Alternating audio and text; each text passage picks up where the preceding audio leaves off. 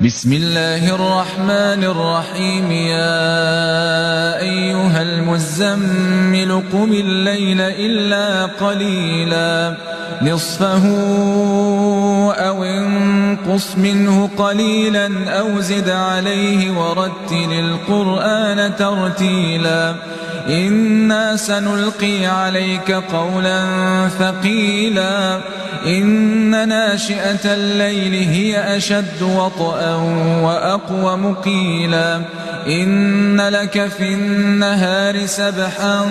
طويلا واذكر اسم ربك وتبتل إليه تبتيلا رب المشرق والمغرب لا